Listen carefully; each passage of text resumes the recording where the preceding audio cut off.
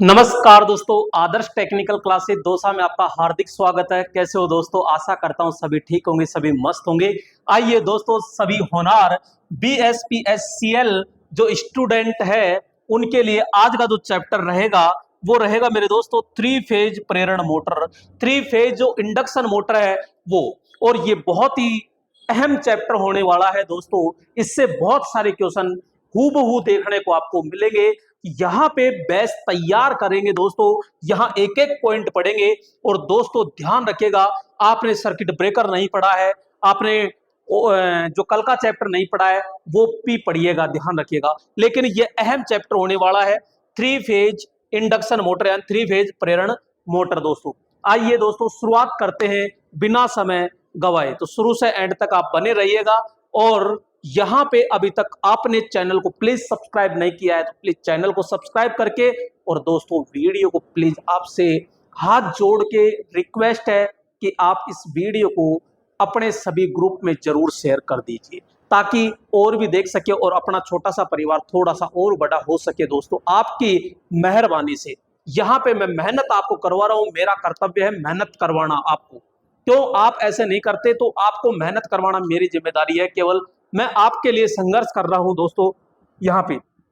तो आइए दोस्तों यहाँ पे बात करेंगे, और ये लीजिएगा दोस्तों यहाँ पे चैप्टर जो three phase induction motor, three phase यानी तीन कला प्रेरण मोटर। अब दोस्तों थ्री फेज प्रेरण मोटर होती क्या है, इस पे थोड़ा सा पर चर्चा करते हैं। थोड़ा सा मैं बेसिक की ओर जाता हूं दोस्तों, यहाँ पे आइए। तो दोस्तों यहाँ पे मैं आपको समझाना चाहता हूं, यहाँ पे देखो ध्यान से समझना थोड़ा सा। यहाँ सबसे पहले अपन कहते हैं ये मोटर का क्या होता है, हम कहेंगे स्टेटर, ठीक है। यहाँ पे बॉडी, और यहाँ पे ये होते हैं मेरे दोस्तों इसके अंदर फील्ड पोल, क्लियर। ये होते हैं इसके अंदर क्या होते हैं, फील्ड पोल होते हैं। यहाँ पे ये फील्ड पोल जो होते हैं यानी कि जो ये है स्लॉट्स, और ये जो स्लॉट्स होते हैं ये कितने होते हैं, तो ये तीन के गुणज में होते हैं। यानी कि ये 12 हो सकते हैं, 15 हो सकते हैं, 18 हो सकते हैं, 21 हो सकते हैं, 24 हो सकते हैं। तो दोस्तों ये तीन के गुणज में है। और इसके अंदर क्या डाली जाती है, तो हम कहते हैं भैया इनके अंदर तीन वाइंडिंग होती है, यानी तीन फेज वाइंडिंग स्थापित कर देते हैं।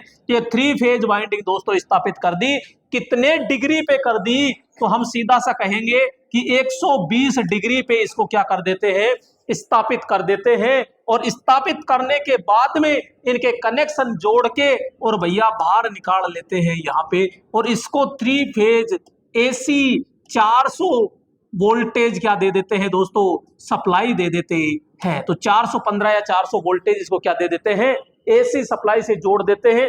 जैसे ही AC सप्लाई देते हैं मेरे दोस्तों इसको, तो इसके अंदर घूमने वाला क्या पैदा हो जाता है, इसमें चुंबकीय फ्लक्स पैदा हो जाता है। अरे क्या हो जाता है, चुंबकीय क्षेत्र पैदा हो जाता है, यानी चुंबकीय फ्लक्स पैदा हो जाता है इसमें घूमने वाले को। ये जो गति कर रहा है इस गति को मेरे दोस्तों हम NS गति कहते हैं। क्या कहते हैं, NS गति कहते हैं। अब आता है इसके बीच में घूमने वाला भाग। तो दोस्तों ये घूमने वाला भाग तो इस प्रकार का होता है ये, और इसमें कोई वाइंडिंग नहीं है वैसे। और इसमें जो है ये चालक छड़े होते हैं जो तांबे की बनी होती है, और इनको शॉर्ट सर्किट करके और इसको ये बन गया भाई साहब रोटर। तो ये बेलनाकार रोटर, और इसके अंदर डाल देते हैं ये। तो सीधा सा इसके अंदर जैसे ही डालते हैं ना, तो यहाँ पे ये जो चुंबकीय बल रेखाएं हैं, इन चुंबकीय बल रेखाओं से ये जो छड़े हैं, ये छड़ों से ये चुंबकीय बल रेखाएं क्या होती है, कट जाती है। और यहाँ पे ये चुंबकीय प्रेरण क्रिया के कारण इसके अंदर क्या पैदा हो जाता है, तो हम कहेंगे इसके अंदर EMF पैदा हो जाता है। इसके अंदर EMF पैदा हो जाता है, वो भी कौन से नेचर का, AC स्वभाव का पैदा हो जाता है मेरे दोस्तों। जैसे ही AC स्वभाव का पैदा होता है तो ये भाई साहब भी क्या बनाएगा, चुंबकीय क्षेत्र पैदा करेगा। ये भी क्या पैदा करेगा, चुंबकीय क्षेत्र पैदा करेगा। और यहाँ पे क्या होता है कि ये इधर से आ रहा है, ये इधर से आ रहा है, ये इधर से आ रहा है, ये इधर से आ रहा है, और आपस में घमासान युद्ध होता है। और यहाँ पे आपस में चुंबकीय प्रतिक्रियाएं होती है, और आपस में चुंबकीय प्रतिक्रिया के कारण यहाँ पे एक क्या पैदा हो जाता है, टॉर्क पैदा हो जाता है, जिसे अपन घुमाऊ बल कहते हैं। अरे क्या कहते हैं, अरे इसको ठोकना है, जो यहाँ पे पोस्ट है इस पोस्ट को लेके रहनी है, जो आपके बिजली बोर्ड है इसमें से एक को छीनना है, एक पोस्ट को, ये चीज ध्यान रखना है। यहाँ पे एक एक प्रश्न को ठोकना है बिल्कुल। यहां पे मेरे साथ शुरू से एंड तक आप बने रहिएगा, मैं वादा करता हूं आपको रहने नहीं दूंगा, इस चीज को ध्यान रखना। तो यहां पे जैसे आपस में प्रतिक्रिया, यहां रोटर का चुंबकीय फ्लक्स ऊपर से मैन स्टेटर का चुंबकीय फ्लक्स आपस में प्रतिक्रिया होती है, आपस में प्रतिक्रिया के कारण क्या पैदा हो गया दोस्तों, यहां पे टॉर्क पैदा हो जाता है, और ये जो टॉर्क है ये एक प्रकार का खिंचाव बल है, और जैसे खिंचाव बल है तो ये तो क्या है, ये तो स्थिर है एक जगह, लेकिन ये बीच का भाग घूमने वाला है और ये घूम जाता है। तो दोस्तों जैसे ही रोटर घूमता है, ये घूमता है, तो इसकी गति को कहते हैं हम एन आर। क्या कहते हैं, एन आर, यानी रोटर की गति कहते हैं, इसे ही वास्तविक गति कहते हैं, इसे ही मोटर की गति कहते हैं। तो यहां पे मेरे दोस्तों एक होता है एन एस, एक होता है एन आर। ये दोनों गति जो है ये बराबर नहीं होती, क्योंकि एन आर जो होता है इस चुंबकीय फ्लक्स के क्या होता है, पीछे पीछे चलता है, यानी इसकी गति कम होती है, इसकी गति क्या होती है दोस्तों, ज्यादा होती है। अब बोलो हमारी मोटर सेल्फ स्टार्ट हुई कि नहीं हुई, हुई ना। तो दोस्तों यही चीज मैं आपको समझाना चाह रहा था, ठीक है। अब आते हैं अपने पॉइंट की ओर। अब दोस्तों एक एक पॉइंट को ध्यान से समझिएगा। तो यहां पे बात करते हैं मोटर। अब मोटर क्या है, तो वह मशीन जो वैद्युतिक ऊर्जा को किस में बदल दे, यांत्रिक ऊर्जा में बदल दे। अरे भाई मोटर क्या कहलाती है, तो सीधा सा कहेंगे कि एक मशीन ऐसी है जो विद्युत ऊर्जा को किस में बदल दे, यांत्रिक ऊर्जा में बदल दे, तो बोलो वो क्या कहलाएगी, मोटर कहलाती है। यहां पे वह मोटर जो 3 फेज विद्युत ऊर्जा को यांत्रिक ऊर्जा में, भैया मोटर तो है, भाई मोटर तो है, ये तो हम कह रहे हैं कि ये मोटर है, और ये मोटर है, तो यहां विद्युत दी और विद्युत के बदले ये घूम गई, तो ये मोटर है। लेकिन अगर आप ऊपर सिंगल फेज दे रहे हो, सिंगल फेज एसी सप्लाई दे रहे हो, तो ये सिंगल फेज प्रेरण मोटर है। अगर आप 3 फेज दे रहे हो तो 3 फेज प्रेरण मोटर है। अगर आप एसी दे रहे हो तो एसी मोटर है। अगर आप यहाँ पे डीसी दे रहे हो तो ये डीसी मोटर हो जाती है। तो मोटर की डेफिनेशन सीधी सी यही है कि विद्युत ऊर्जा को किस में बदल दे, यांत्रिक ऊर्जा में बदल दे। तो दोस्तों वो बोलो क्या कहलाएगी, अरे वो मोटर कहलाती है। क्या कहलाएगी, मोटर कहलाती है। क्लियर, समझ में आया। तो यहां पे दोस्तों अब बात करते हैं एक एक पॉइंटों पे। यह 3 फेज एसी सप्लाई से चलती है, इस कारण इसे बोलो क्या कहते हैं, एसी मोटर कहते हैं। अरे क्या कहेंगे, एसी मोटर कहते हैं। अरे कितने फेज है, अरे गुरुजी 2 से ज्यादा है, इस कारण यहां पे हम इसको क्या कहते हैं, पॉलीफेज इंडक्शन मोटर कहते हैं। दोस्तों 2 या 2 से अधिक अगर कोई फेज से मोटर चलती है तो पॉलीफेज मोटर कहलाती है। और पॉलीफेज को हिंदी में कहते हैं बहुकला प्रेरण मोटर। तो पॉलीफेज इंडक्शन मोटर यानी कि बहुकला प्रेरण मोटर भी कहते हैं। तो 3 फेज मोटर को पॉलीफेज मोटर भी कहेंगे, एसी मोटर भी कहेंगे, और कला प्रेरण मोटर भी कहते हैं, बहुकला प्रेरण मोटर भी कहते हैं। अब आता है दोस्तों कि किस सिद्धांत पर काम करती है। तो मैंने कहा कि चुंबकीय प्रेरण, तो ये चुंबकीय प्रेरण किसने दिया, माइकल फैराडे ने दिया। तो यह माइकल फैराडे के चुंबकीय प्रेरण या घूर्णनमान चुंबकीय फ्लक्स के सिद्धांत पर क्या करती है दोस्तों, कार्य करती है। दोस्तों इसको पढ़िएगा, एक मिनट।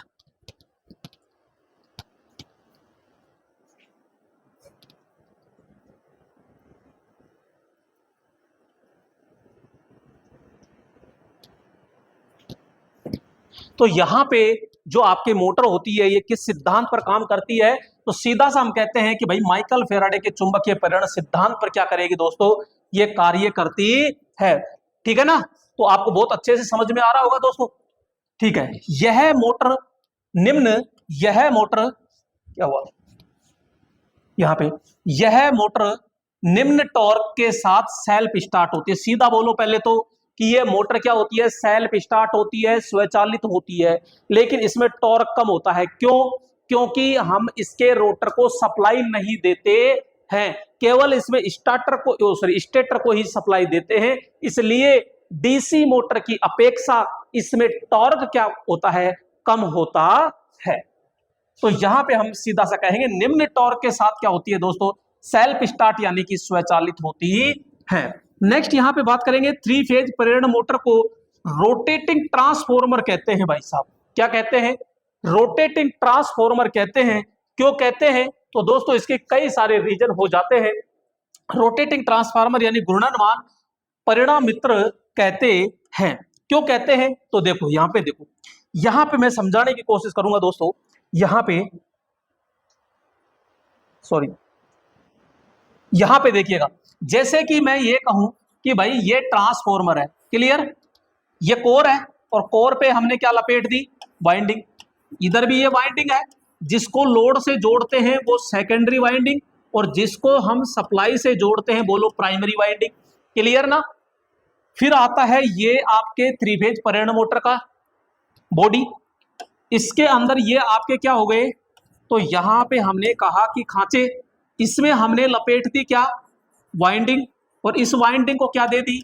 सप्लाई। ठीक है ना? ये सप्लाई दे दी, यहाँ पे इसको भी सप्लाई दे दी। इसमें चुंबकीय क्षेत्र पैदा हुआ कि नहीं हुआ? हुआ। तो ये चुंबकीय क्षेत्र भाई गति करेगा कि नहीं करेगा? करेगा। गति कर रहा है ना चुंबकीय क्षेत्र, तो ये प्राइमरी, इसको सप्लाई दे दी, इसमें चुंबकीय क्षेत्र बढ़ा कि नहीं बढ़ा? बोलो इसमें गति कर रहा है कि नहीं कर रहा? चुंबकीय फ्लक्स गति कर रहा है ना, इसमें भी चुंबकीय फ्लक्स गति कर रहा है। ठीक है, अब ध्यान से देखो, इसके बीच में क्या है? घूमने वाला भाग है रोटर। क्या इसको सप्लाई दे रहे हो? बिल्कुल भी नहीं दे रहे। यहां पे वाइंडिंग है ना, इसको कौन सी सप्लाई दे रहे हो? कहते गुरुजी कहां दे रहे हैं सप्लाई? इसको भी नहीं दे रहे। इसके चुंबकीय प्रभाव से इसके अंदर बोलो ईएमएफ पैदा हुआ का नहीं हुआ? जो हुआ। तो इसमें भी तो चुंबकीय प्रभाव से इसके अंदर क्या पैदा हो गया? ईएमएफ। अरे हुआ का नहीं हुआ? चुंबकीय प्रेरण क्रिया से तो हुआ इसमें भी, तो इसमें भी चुंबकीय प्रेरण क्रिया से पैदा हो चुका है। और ये लोड जोड़ते हैं भाई साहब, इस रोटर से भी तो लोड को ही तो जोड़ा जाता है, इसके हिसाब से लोड को ही तो जोड़ा जाता है ना, तो यहाँ पे लोड से जोड़ दिया जाता है। तो यहाँ पे अब देखो, इसका ये भाग तो घूमता है लेकिन इसका भाग तो नहीं घूमता ना, तो यहाँ पे इसकी वर्किंग के समान ये है कि नहीं है? है कि नहीं है भाई? इसको सप्लाई दी, इसको सप्लाई दी, ये स्थिर, ये भी स्थिर, इसको आपने सप्लाई नहीं दी, इसको भी आपने सप्लाई नहीं दी। ये भी चुंबक माइकल फेराडे के चुंबकीय प्रेरण सिद्धांत पे काम करता है, ये भी माइकल फेराडे के चुंबकीय प्रेरण सिद्धांत पर काम करता है। तो मैं ये कह सकता हूं कि ये एक प्रकार का ट्रांसफॉर्मर है? जी नहीं। क्यों? क्योंकि ट्रांसफार्मर में तो कोई घूमने वाला भाग नहीं है, इसमें घूमने वाला है, तो ऐसे कह दो ना घूमने वाला ट्रांसफॉर्मर। हाँ, ये बात जच गई। तो ये घूमने वाला क्या है? एक ट्रांसफॉर्मर है। और यही मैं समझाना चाह रहा हूं कि थ्री फेज प्रेरण मोटर जो है वो थ्री फेज ट्रांसफॉर्मर की जो वर्किंग होती है ना, उसके समान कार्य करती है। तो ये प्राइमरी वाइंडिंग कहलाएगी और ये क्या कहलाएगी? सेकेंडरी वाइंडिंग कहलाती है। क्लियर मेरे दोस्तों? समझ में आ रहा है ना? हाँ। इसके स्टेटर वाइंडिंग को क्या कहेंगे? प्राइमरी, क्योंकि स्टेटर है तो चारों तरफ उसको सप्लाई दे देते हैं, प्राइमरी कहेंगे। तथा रोटर को सेकेंडरी वाइंडिंग कहते हैं। ठीक है, यहां पे नेक्स्ट यहां पे बात करेंगे दोस्तों, थ्री फेज मोटर प्रेरण मोटर को का कार्य सिद्धांत थ्री फेज ट्रांसफॉर्मर के समान होता है। तो मैंने सीधा ही कहा कि थ्री फेज प्रेरण मोटर का जो कार्य सिद्धांत है वो ट्रांसफॉर्मर के कार्य सिद्धांत के क्या होता है? बिल्कुल समान होता है। आइए दोस्तों, यहां पे प्रेरण मोटर व थ्री फेज ट्रांसफॉर्मर में मुख्य समानता क्या है? तो भैया दोनों की मुख्य समानता यह है कि दोनों के जो स्टेटर हैं वो स्थिर होते हैं और इसको सप्लाई देते हैं, एसी सप्लाई देते हैं दोनों को ही, और दोनों स्थिर रहते हैं। थ्री फेज प्रेरण मोटर और थ्री फेज ट्रांसफॉर्मर में मुख्य अंतर क्या होता है? यह होता है कि मोटर का रोटर तो क्या होता है? घूमता है, और ट्रांसफॉर्मर का जो रोटर है, यानी रोटर का मतलब है सेकेंडरी वाइंडिंग, वो क्या होती है? स्थिर प्रकार की होती है। तो ये क्या हो गया? मुख्य अंतर हो गया। थ्री फेज प्रेरण मोटर में रोटर की गति सिंक्रोनस गति से क्या होती है? कम होती है। भाई साहब सिंक्रोनस गति क्या होती है? तो मैं ये कहता हूं, ये तो चुंबकीय फ्लक्स है, ठीक है, और ये बीच में रोटर घूम रहा है। अगर मेरे दोस्तों यहां पे ये रोटर है, यहां पे ये गति NS है और अंदर की गति को कहते हैं NR। अगर दोनों गति, मैं ये कह रहा हूं यहां पे दोनों गति क्या होती है? यहां पे मैं ये कहता हूं NR दोनों गति क्या होती है? अगर बराबर होती है दोनों गति क्या होती है, बराबर होती है ना। तो यहां पे दोनों गति बराबर होती है तो उसे सिंक्रोनस गति कहते हैं। यानी कि रोटर गति और सॉरी चुंबकीय फ्लक्स गति दोनों गति क्या हो, बराबर हो, तो उसे हम सिंक्रोनस स्पीड कहते हैं, यानी सिंक्रोनस कहते हैं। देखो ये चुंबकीय फ्लक्स है, तो ये चुंबकीय फ्लक्स घूम रहा है ना, ये गति आपकी सिंक्रोनस गति कहलाएगी। रोटर घूम रहा है तो इसे रोटर गति कहते हैं। अगर रोटर भाई साहब इस गति के बराबर घूम जाए तो वो क्या हो जाए, सिंक्रोनस मोटर बन जाती है। क्या बन जाती है, सिंक्रोनस मोटर बन जाती है। क्लियर, समझो आगे। तो दोस्तों यहां पे सीधा सामने कहा कि ये तो ट्रांसफार्मर स्थिर रहता है, तो 3 फेज प्रेरण मोटर में रोटर की जो गति, ये क्या हो रहा है आज,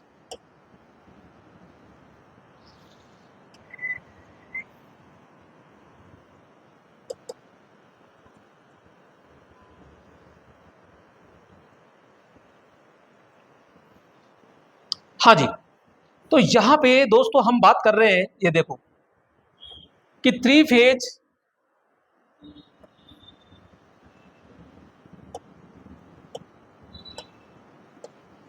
यहां पे बात कर रहे हैं कि 3 फेज प्रेरण मोटर में रोटर की गति सिंक्रोनस गति से क्या होती है, कम होती है।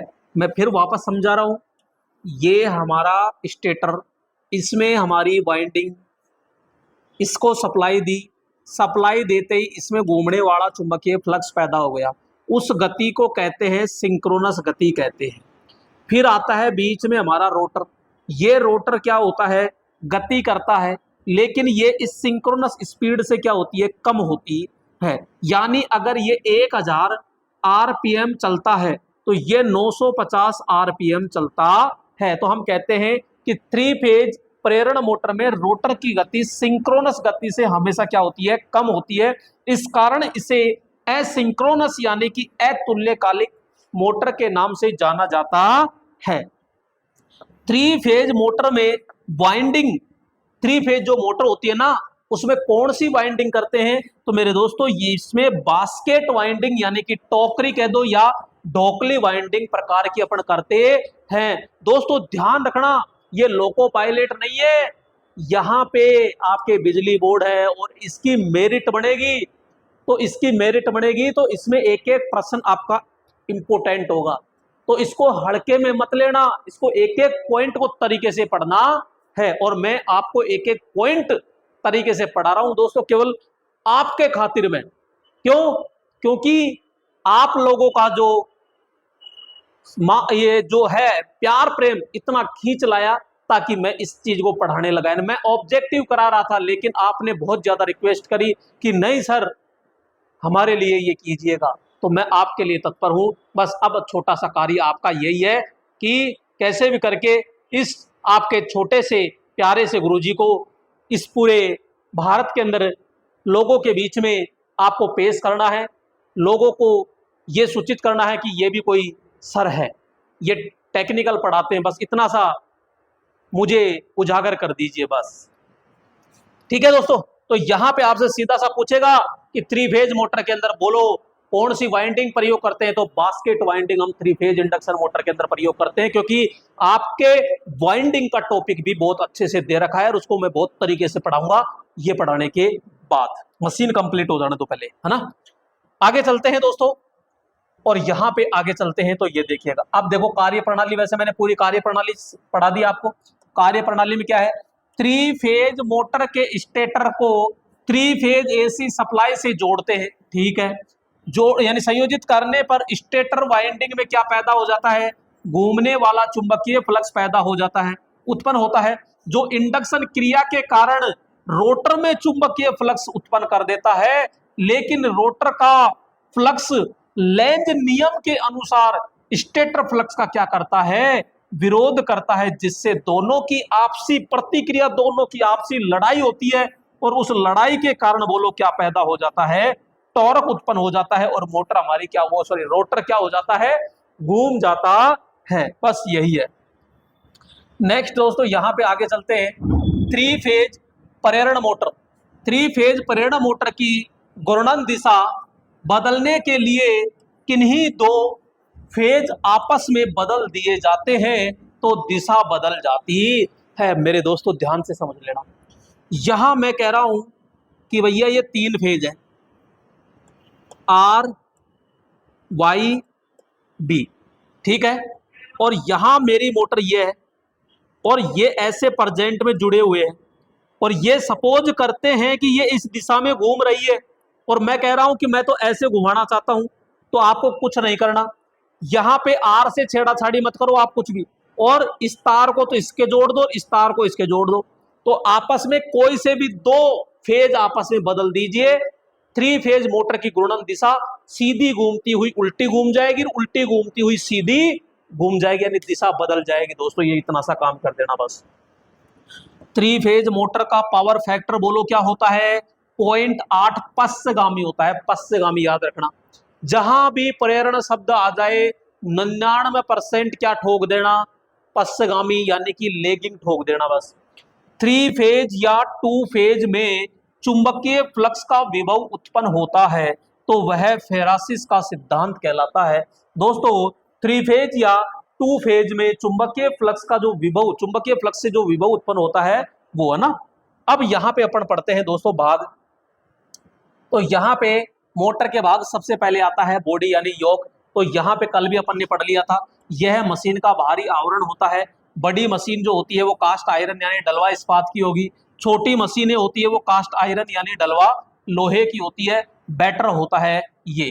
कार्य क्या है, तो आंतरिक भागों की सुरक्षा करना और निम्न प्रतिष्ठा मार्ग प्रदान करना। जो चुंबकीय फ्लक्स घूमेगा ना उसके लिए निम्न प्रतिरोध का क्या बनाना, रास्ता बनाना। अब चुंबक के लिए प्रतिरोध नहीं बोल सकते, वहां पे क्या बोलते हैं, रिलक्टेंस यानी प्रतिष्ठम होता है। नेक्स्ट आता है यहाँ पे स्टेटर। स्टेटर यह सिलिकॉन स्टील की लेमिनेटेड पत्तियों से बना होता है। इसमें खांचे कट्टे होते हैं और वो खांचे भी बोलो कितने के गुणज में होते हैं, 3 के गुणज में होते हैं। और इसमें 3 फेज वाइंडिंग कितने डिग्री के अंतर पर, अरे कितने डिग्री के अंतर पर, तो 120 डिग्री कोणांतर पर स्थापित करते हैं, जिसके सिरों को आवश्यकता के अनुसार डेल्टा या स्टार में जोड़कर 3 टर्मिनल निकालकर 3 फेज एसी सप्लाई से 415 वोल्टेज अपन क्या देते हैं, उसको सप्लाई देते हैं। शुरू में ही मैंने समझा दिया ये। इसमें घूमने वाला क्या पैदा हो जाता है, चुंबकीय फ्लक्स उत्पन्न होता है। इसकी संरचना बोलो कैसी होती है, तो अल्टरनेटर के स्टेटर के क्या होती है मेरे दोस्तों, समान होती है। और इसकी जो संरचना होती है वो कैसी होती है, वलयाकार यानी वर्ताकार होती है, किसकी, स्टेटर की, ठीक है ना। अब आता है हमारा घूमने वाला भाग यानी कि रोटर या घूर्णन कहते हैं। तो यह एक घूमने वाला भाग होता है, बिल्कुल रोटर घूमने वाला पार्ट्स होता है। इसका आकार बेलनाकार यानी कि सिलेंड्रिकल प्रकार का होता है। इसे सप्लाई से संयोजित नहीं करते हैं दोस्तों। जो घूमता है भाग यानी जो रोटर है उसको किसी प्रकार की कोई सप्लाई से अपन संयोजित नहीं करते हैं। यह 2 प्रकार के होते हैं। पहला है गिलहरी पिंजरा प्रेरण रोटर यानी स्क्वायरल केज रोटर, और दूसरा होता है यहाँ पे वाउंड प्रकार का रोटर, ठीक है ना दोस्तों। अब देखो कल मैंने आपको शाफ्ट के बारे में बता दिया था। जो शाफ्ट सीधी होती है एनिल स्टील या कार्बन स्टील की बनी होती है। बेरिंग बता दिया था जो घन मेटल यानी बहुबड़ धातु के बने होते हैं। जो छर्रे होते हैं कार्बन क्रोमियम स्टील के बने होते हैं। एंड प्लेट होती है, तो एंड प्लेट क्या होती है, तो दोस्तों यहाँ पे ये जो साइडों में ढक्कन लगाते हैं वही एंड प्लेट है। टर्मिनल बॉक्स बता दिया था, आई बोल्ट हो गया, आधार यानी बेस हो गया, नेम प्लेट हो गया, स्टड हो गया, कूलिंग फैन हो गया, और यहाँ पे फैन बॉक्स हो गया, ठीक है। नेक्स्ट यहाँ पे बात करते हैं पुली, पुली भी हो गई। और यहाँ पे मेरे दोस्तों अब देखो पॉइंट है तुल्यकालिक चाल यानी सिंक्रोनस स्पीड एनएस। तो मैंने आपको बहुत अच्छे से समझाया कि यहाँ पे 3 फेज मोटर का ये स्टेटर है, इसमें ये पोल, ठीक है, इसमें वाइंडिंग कर दी और इस वाइंडिंग को क्या दे दी, सप्लाई, और सप्लाई देते ही इसमें चुंबकीय क्षेत्र पैदा हो जाता है, ये गति करता है। जो ये गति करता है इस गति को ही क्या कहते हैं, तुल्यकालिक चाल कहते हैं। और यहाँ पे हमारा ये जो सूत्र होता है कौन सा, ये F बराबर PN। तो ये जो N है ना, ये N ही NS होता है यानी सिंक्रोनस गति होती है। क्लियर। और इसमें से ये एन बाहर निकालते हैं तो 120 इंटू एफ बटा क्या होता है, पी होता है। अब आता है रोटर गति यानी मोटर की गति, इसे वास्तविक गति एन आर भी कहते हैं। भैया स्टेटर के अंदर जो रोटर घूमता है, इस घूमने वाले भाग की जो गति होती है उसी को हम क्या कहते हैं, रोटर गति कहते हैं। मोटर की जो नेम प्लेट पर रोटर गति लिखी होती है, दोस्तों मोटर की जो नेम प्लेट होती है उस पर लिखा होता है कि 1500 आरपीएम है, 1800 आरपीएम है, तो वो 1800 आरपीएम रोटर की गति होती है ना। रोटर की गति को ही मोटर की गति या वास्तविक गति कहते हैं। रोटर में एसी ईएमएफ उत्पन्न होता है। तो दोस्तों एन आर बराबर क्या हो जाता है, N S minus S, N S होता है। क्लियर। यहाँ पे तो एन एस बाहर निकालेंगे तो यहाँ पे 1 माइनस क्या आ जाता है, एस। एस का मतलब यहाँ पे है स्लिप। ये स्लिप क्या है, तो मैं कहूंगा एन आर और एन एस दोनों का जो अंतर आता है ना उसको हम स्लिप कहते हैं। इसको आगे पढ़ेंगे अभी, है ना, आगे पढ़ेंगे दोस्तों। अब आगे देखिएगा यहां पे देखो, प्रेरण मोटर में रोटर गति का मान सिंक्रोनस गति से कम होता है। तो प्रेरण में रोटर गति का मान सिंक्रोनस गति से क्या होता है, कम होता है। अब दोस्तों यहां पे देखो, प्रेरण मोटर है तो दोस्तों यहां पे एनएस और एनआर, अगर एनएस ज्यादा है तो बोलो कौन सी मोटर है, तो यहां अपन कहेंगे प्रेरण मोटर होती है। अगर ये सिंक्रोनस गति है और ये रोटर गति है, अब देखो रोटर गति की तरफ क्या कर रहा है, ये मुंह खोल रहा है, इसका मतलब अगर ये कंडीशन आ जाए तो बोलो कौन सी मशीन है, वो अल्टरनेटर होता है। अगर यहाँ पे एनएस और एनआर यानी रोटर गति और सिंक्रोनस स्पीड दोनों आपस में क्या हो, बराबर हो, अगर बराबर होता है तो यहाँ पे सिंक्रोनस मोटर। देखो ध्यान से, अगर एन एस बड़ा है तो प्रेरण, एन आर बड़ा है तो अल्टरनेटर, अगर दोनों बराबर है तो बोलो सिंक्रोनस मोटर आती है। और इसमें स्लिप की बात पूछे तो भैया प्रेरण मोटर में तो धनात्मक होती है, अल्टरनेटर में ऋणात्मक होता है, और सिंक्रोनस के अंदर जो स्लिप होती है वो क्या होती है, यहाँ पे शून्य होती है। क्यों, क्योंकि दोनों का अंतर लेते हैं, और यहाँ पे जैसे ये 1000 है तो ये भी 1000 है, तो 1000 में से 1000 गया तो क्या बचा, शून्य, इसलिए स्लिप बोलो क्या आती है, शून्य आती है। अब यहाँ पे अपन क्या पढ़ते हैं, स्लिप। तो देखो स्लिप यानी सरकन, इसी को पंथातर या सरपण या स्लिप गति यानी एस कहते हैं। मोटर में सिंक्रोनस, क्या, मोटर में सिंक्रोनस गति व रोटर गति के अंतर को स्लिप कहते हैं। तो भैया ये है स्लिप, ये N S minus N R दोनों के अंतर को क्या कहेंगे, स्लिप कहते हैं। क्लियर। चलिएगा, स्लिप को विचलन फिसलन या एब्सोल्यूट स्लिप भी कहते हैं। वेरी मोस्ट है दोस्तों, विचलन फिसलन या एब्सोल्यूट स्लिप भी कहते हैं। अब यहाँ पे भिन्नात्मक स्लिप यानी कि फॉरवर्ड स्लिप। तो फॉरवर्ड स्लिप क्या है कि N S minus N R upon में एन एस, ये तो ये फॉरवर्ड है, ये वैसे ज्यादा काम नहीं आती है। पूछ ले फॉरवर्ड तो आप बता देना कि यहाँ पे ये फॉरवर्ड होती है।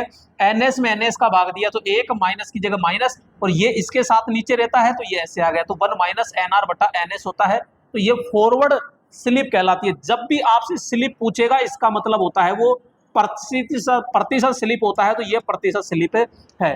तो प्रतिशत स्लिप कह दीजिए, अंशीय स्लिप कह दीजिए, तो इसमें स्लिप को प्रतिशत में व्यक्त करते हैं। तो दोस्तों यहाँ पे है तो फॉरवर्ड ही, लेकिन इसको 100 से इंटू कर देते हैं तो वो क्या बन जाती है, अंशीय स्लिप। और जब जब भी आप मोटर के अंदर स्लिप का नाम लोगे तो कौन सी स्लिप आएगी, अंशीय स्लिप यानी प्रतिशत स्लिप। ठीक है, तो ये फॉर्मूला इसका हो गया यहाँ पे, N S minus N R upon में एन एस आपको रखना है। अब देखो एन एस का भाग एन एस में दोगे तो एक बार माइनस एन आर बटा एन एस, कोष्टक, कोष्टक के बाहर ये क्या लगेगा, 100।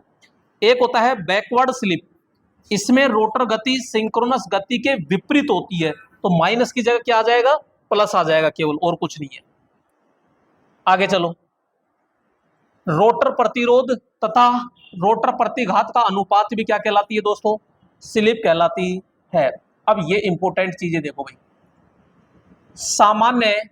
सामान्यतः 3 फेज एसी मोटर में बोलो स्लिप कितनी होती है, तो हम कहते हैं भैया सामान्यतः 2 से 5% होती है, 2 से 5% होती है। आपसे क्वेश्चन पूछेगा छोटी प्रेरण जो मोटर होती है उसमें स्लिप कितनी होती है, ध्यान रखना छोटी में ज्यादा होती है और बड़ी में कम होती है। तो 4 से 6 होती है। बड़ी प्रेरण मोटरों में स्लिप का मान कितना होता है, 1 से 3 होता है। और फुल लोड पर 3 फेज प्रेरण मोटर में स्लिप का मान कितना होता है, 3 से 5 होता है। नो लोड पर स्लिप का यानी 3 फेज प्रेरण मोटर में स्लिप का मान कितना होगा, तो 1% से क्या होता है, कम। वापस ध्यान सुनो, बड़ी मशीन पूछे तो आपको कम करना है 1 से 3, छोटी मशीन पूछे तो ज्यादा करना है यानी 4 से 6। सामान्यतः कितना होता है, तो 2 से 5 होता है। फुल लोड पर पूछ ले तो लगभग 3 होता है, ऐसे याद रखो। फुल लोड पर कितना होता है, लगभग 3 होता है। और नो लोड पर आपसे पूछ ले तो 1 से कम होता है। ठीक है, ये ऑब्जेक्टिव है। तो अपन मेन चीज यहां पे करेंगे पहले, यहां पे इसमें स्लिप गति के विलोम अनुपाती होता है। कौन होता है, गति। तो देखो इसमें जो स्लिप होती है ना, ये गति के क्या होती है दोस्तों, विलोम अनुपाती। जो स्लिप होती है वो स्टेटर प्रतिघात के क्या होती है, विलोम अनुपाती। जो स्लिप होती है वो स्टेटर फ्रीक्वेंसी के क्या होती है, विलोम अनुपाती होती है। और यहाँ पे मेरे दोस्तों ध्यान रखना, यहाँ पे जो स्लिप होती है वो लोड के क्या होती है, समानुपाती होती है। जो स्लिप होती है वो रोटर फ्रीक्वेंसी स्टेटर फ्रीक्वेंसी के तो विलोम अनुपाती और रोटर फ्रीक्वेंसी के क्या होती है, समानुपाती होती है। और रोटर प्रतिरोध के क्या होती है, समानुपाती होती है। दोस्तों इसमें लोचा है थोड़ा सा कि जो टॉर्क होता है ये टॉर्क समानुपाती भी होता है और विलोम अनुपाती भी होता है।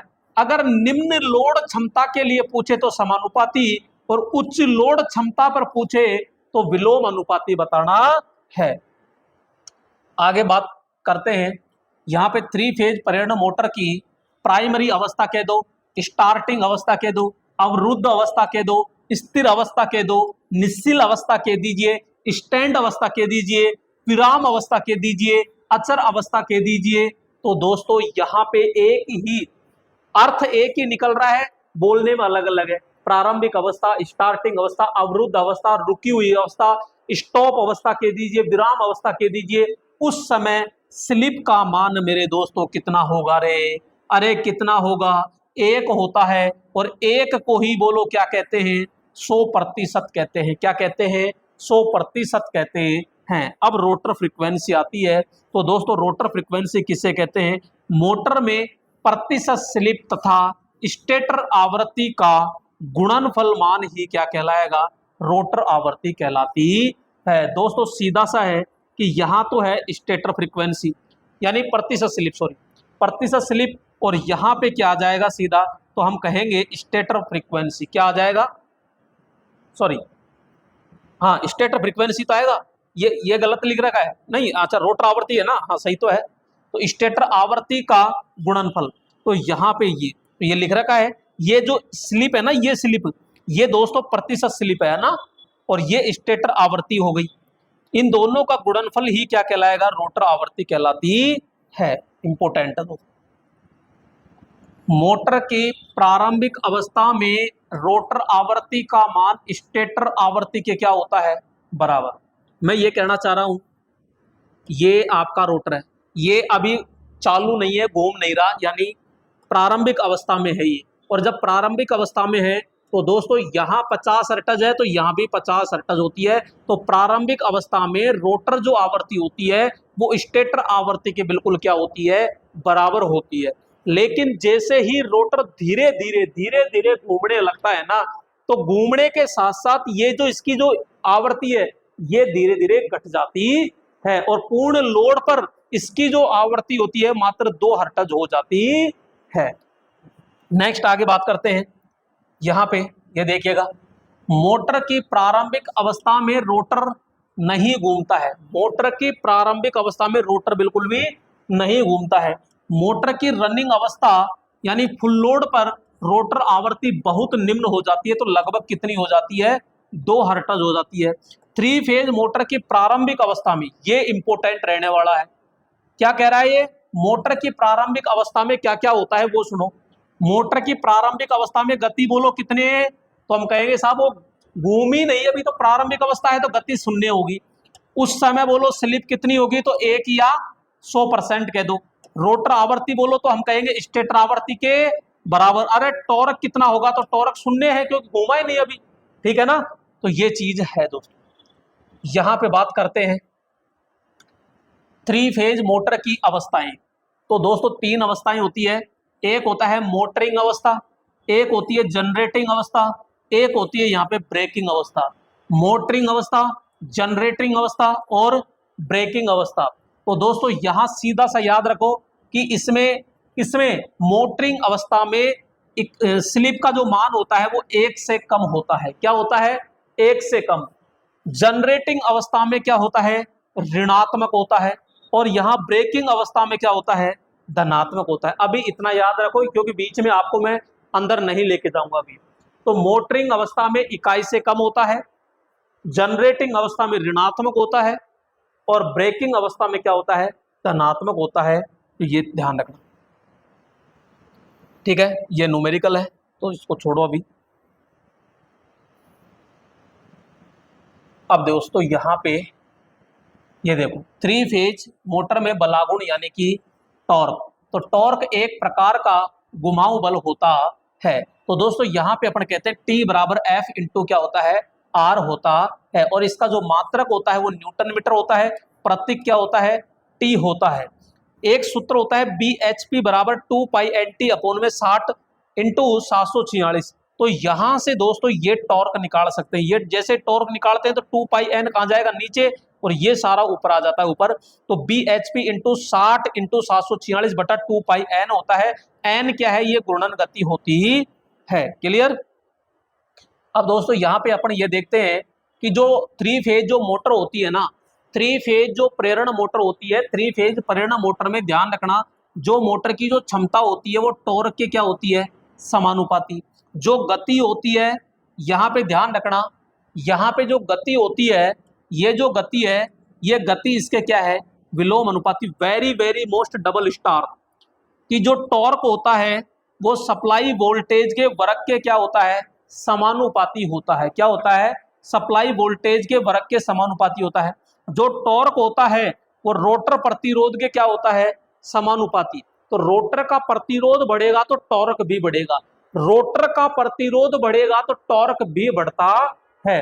क्लियर यहाँ पे। तो रोटर प्रतिरोध हो ही गया यहाँ पे।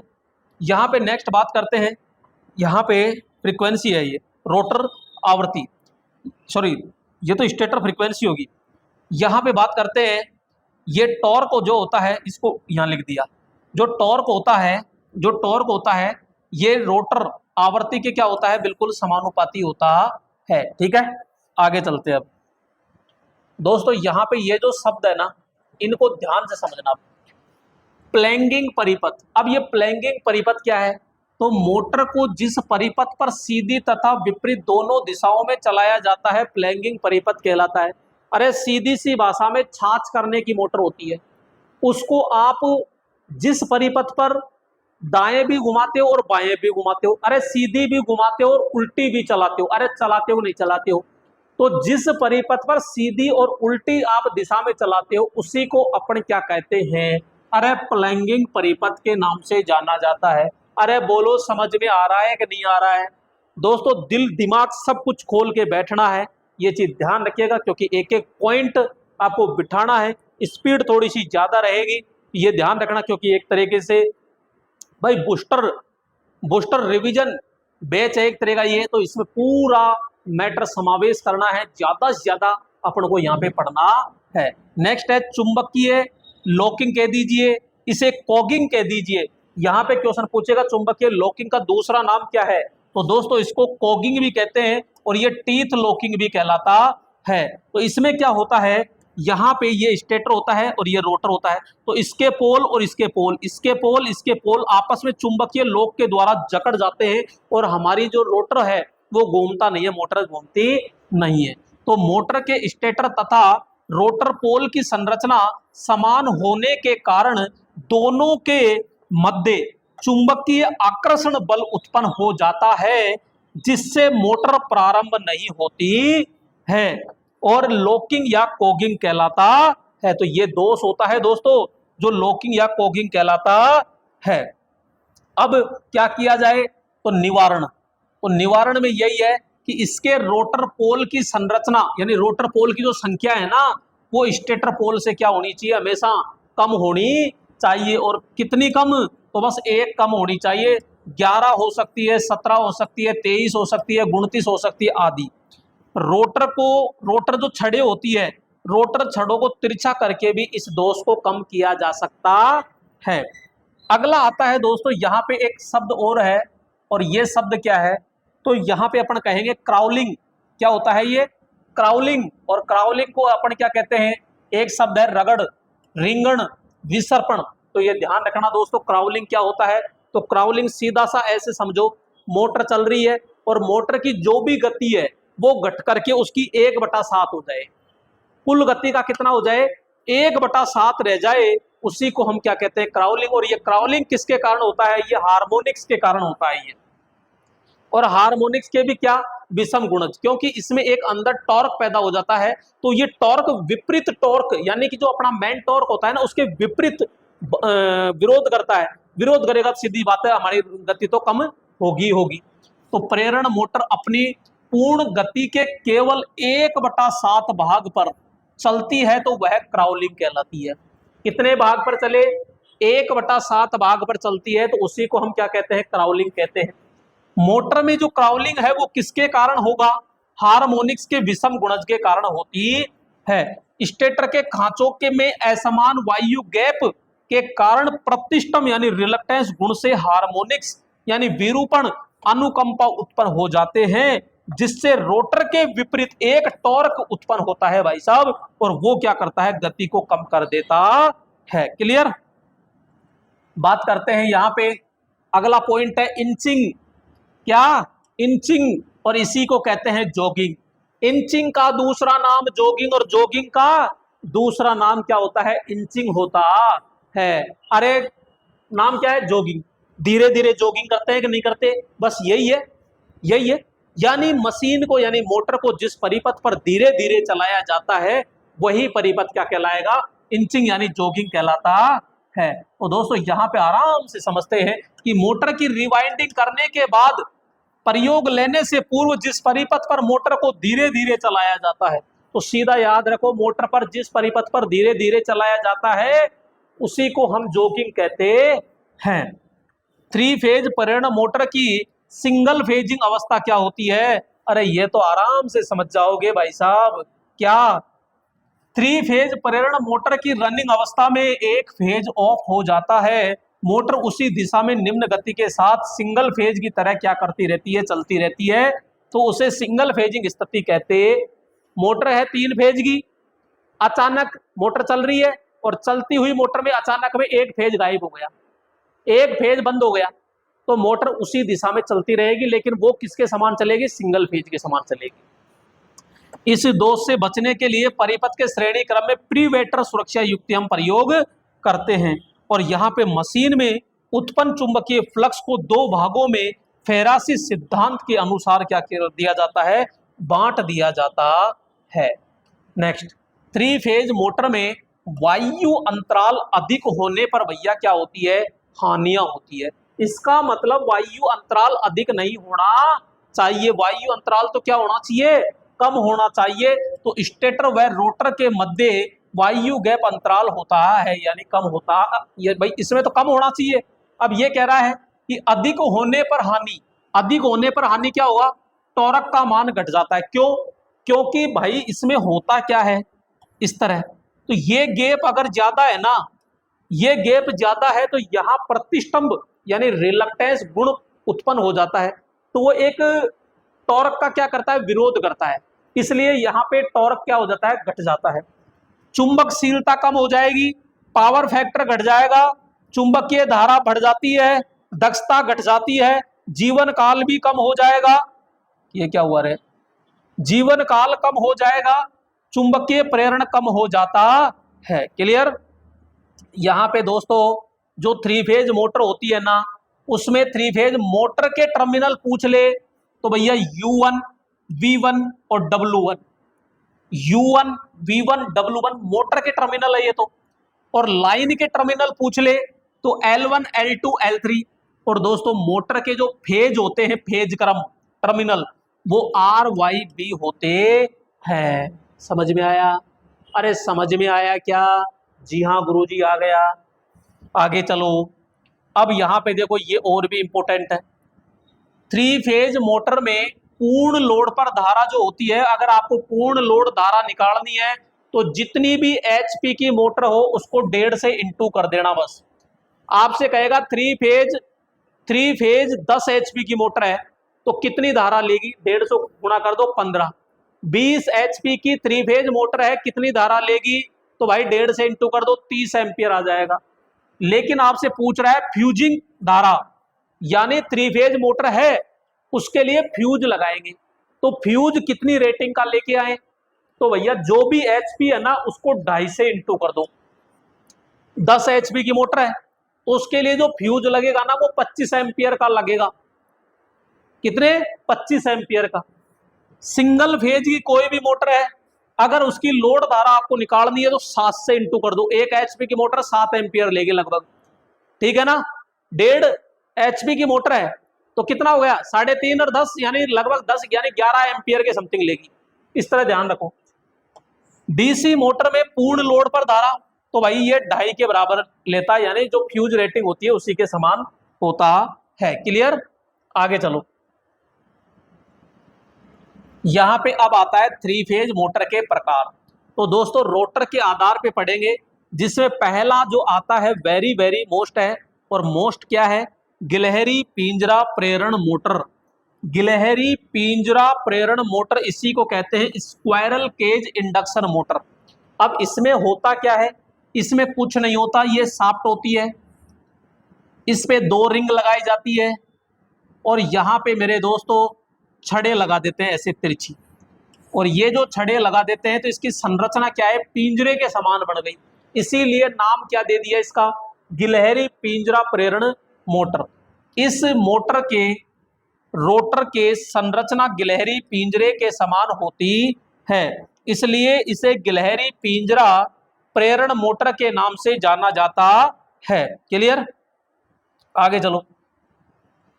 इसके स्टेटर में स्टार्टिंग वाइंडिंग को प्रारंभ में किसमें जोड़ा जाता है, स्टार में। यानी कि जो आपकी पिंजरा प्रेरण मोटर होती है, जब मोटर को चालू किया जाता है तो स्टेटर वाइंडिंग को शुरू में किस कनेक्शन में किया जाता है, स्टार में, और बाद में रनिंग अवस्था में किसमें जोड़ा जाता है, तो डेल्टा में, तथा रनिंग अवस्था में डेल्टा में संयोजित करते हैं। इसकी स्टार्टिंग धारा लोड धारा से लगभग कितनी होती है, 5 गुना अधिक होती है। तो दोस्तों स्टार्टिंग धारा ध्यान रखना ज्यादा होती है किससे, लोड धारा से। कितनी होती है, 5 गुना होती है। यदि रोटर का प्रतिरोध बढ़ता है तो मोटर का टॉर्क भी बढ़ता है। मैंने शुरू में बताया कि रोटर का जो प्रतिरोध होता है, सॉरी टॉर्क होता है, वो रोटर प्रतिरोध के समानुपाती होता है। तो रोटर का प्रतिरोध बढ़ेगा ना तो टॉर्क भी बढ़ेगा। नेक्स्ट, इसका पावर फैक्टर हमेशा 0.7 से 0.8 पश्चगामी होता है। इसका उपयोग औद्योगिक कार्यों में अधिक किया जाता है। और इस मोटर के जो अभिलाक्षणिक जो वक्र बनते हैं वो DC शंट मोटर के समान होते हैं। क्यों? क्योंकि इसमें लोड परिवर्तन पर इसकी जो गति होती है वो लगभग क्या रहती है, स्थिर रहती है। तो गति स्थिर रहती है, लोड बढ़ने पर 2 से 3% मात्र घटती है।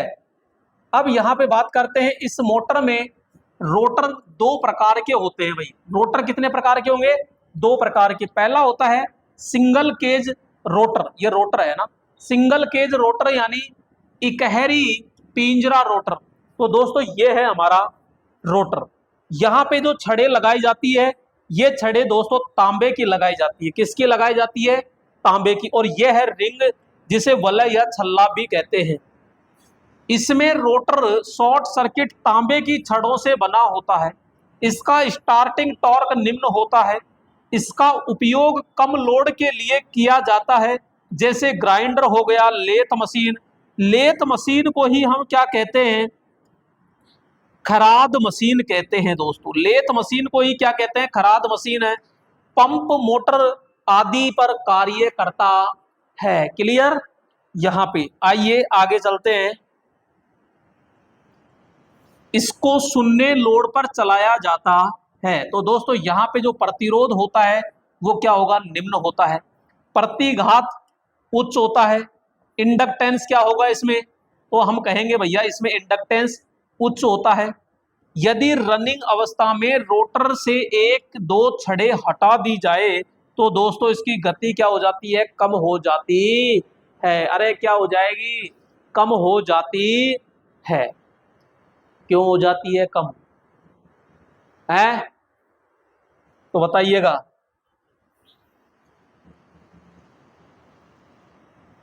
अब देखो, डबल केज रोटर, दोहरा पिंजरा रोटर, यानी अब दोस्तों इसमें डबल पिंजरे हैं।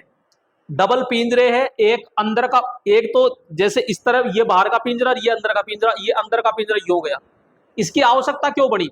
सिंगल पिंजरा था तो इसका प्रतिरोध कम था, प्रतिरोध कम था तो टॉर्क कम था, टॉर्क कम था तो लोड कम उठाता था। और हम चाहते हैं कि हमारी मोटर जो है, मशीन है, वो पावरफुल लोड उठाए।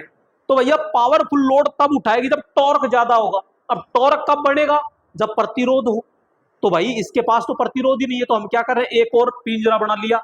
अब इस पिंजरे का प्रतिरोध ज्यादा है। क्यों? क्योंकि इसमें जो छड़े हैं ना, वो एल्यूमिनियम या पीतल की ले ली, तो इसलिए ये, और इसको दे दिया अंदर यो। तो अब ये चले गया। अब इसका प्रतिरोध क्या हो गया? ज्यादा। प्रतिरोध ज्यादा हो गया तो टॉर्क ज्यादा हो गया, टॉर्क ज्यादा हो गया तो अब लोड वाली जो मशीनें हैं उसके लिए हम प्रयोग कर सकते हैं। तो एक पिंजरा तो ये हो गया अंदर का, एक पिंजरा हो गया बाहर का। तो अंदर का पिंजरा तो किसका बना? तांबे का। और बाहर का पिंजरा किसका बन गया? पीतल और एल्यूमिनियम का। आंतरिक पिंजरे का प्रतिरोध कितना? तो हम कह रहे हैं भैया प्रतिरोध निम्न होता है इसका अंदर का, और बाहर वाले का उच्च। तो भैया प्रतिघात इसका निम्न हो जाएगा और इंडक्टेंस भी इसका क्या हो जाएगा? उच्च हो जाएगा। इन दोनों का निम्न हो जाएगा, तो ये चीज ध्यान रखना। आगे चलते हैं। यहां पे आगे देखो, इसका स्टार्टिंग टॉर्क बोलो क्या होगा? उच्च। किसका? डबल केज स्क्वायरल केज का। यहां पे पावर फैक्टर क्या हो जाएगा? 0.8 से 0.9, 0.8 से 0.9 पश्चगामी होता है। यह उच्च लोड पर कार्य करती है, जैसे होएस्ट है, स्लोटर है, रोलिंग मशीन है, कटिंग टूल्स मशीन आदि के अंदर हम प्रयोग करते हैं। इसके रोटर में छड़े तिरछी अवस्था में स्थापित करते हैं, जिसके निम्न कारण है। भाई छड़े तिरछी क्यों लगाते हैं? तो देखो, तो यहां हम कहते हैं टॉर्क को बढ़ाने के लिए तिरछा लगाया जाता है, लोकिंग दोष को कम करने के लिए तिरछा लगाते हैं, क्राउलिंग को कम करने के लिए, रोटर का प्रतिरोध उच्च करने के लिए, हम यानी हमिंग यानी गुंजन ध्वनि यानी आवाज होती है, उस आवाज को कम करने के लिए रोटर के अंदर छड़े कैसी लगाई जाती है? तिरछी अवस्था में लगाई जाती है। दोस्तों यहाँ पे नेक्स्ट एक मोटर आती है, कौन सी? स्लिप रिंग इंडक्शन मोटर, जिसे सर्पी वलय प्रेरण मोटर या चरणगाहु प्रेरण मोटर के नाम से जाना जाता है। इसे प्रतिरोध रोटर मोटर भी कहते हैं और इसे वाउंड रोटर भी कहते हैं। दोस्तों इसका जो स्टेटर है ना, वो तो पिंजरा प्रेरण मोटर के समान है, नो चेंज। उसका स्टेटर और इसका स्टेटर कोई चेंजेज नहीं है, कोई दिक्कत नहीं है, सेम डिट्टो है। इसके रोटर में क्या किया कि इसमें खांचे काटे और खांचों में क्या लपेट दी भाई साहब? वाइंडिंग। जबकि पिंजरा प्रेरण में कोई वाइंडिंग नहीं थी, केवल छड़े थी। इसमें यह वाइंडिंग कर दी और वाइंडिंग को जोड़ दिया हमने स्टार में। इसमें जोड़ दिया स्टार में। स्टार में जोड़ने के बाद कितने तार निकल गए? 3। तो भैया 1 2 और ये 3 ऐसे जोड़ दिया और 3 स्लिप रिंग से संयोजित कर दिया। और ये है ब्रश, और ब्रश के द्वारा ये है आपके 3 फेज रियोस्टेट यानी रेगुलेटर है ये। इस रेगुलेटर को घुमा करके इस मोटर को चालू किया जाता है। इसका मतलब ये तो स्टार्टर हो गया। जी हाँ, यही घुमा करके इसकी गति को नियंत्रण करते हैं, तो ये तो गति नियंत्रण भी हो गई विधि। जी हाँ, तो यहां पे इस मोटर की गति नियंत्रण करना बहुत आसान है। लेकिन इसकी संरचना बहुत जटिल है, बहुत पावरफुल मशीन होती है।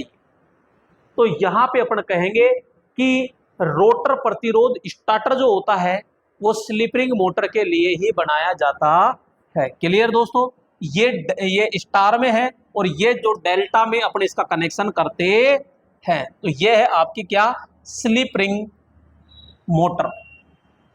अब देखो, इसके स्टेटर में 3 फेज वाइंडिंग 120 डिग्री के अंतर पर डेल्टा में संयोजित करते हैं।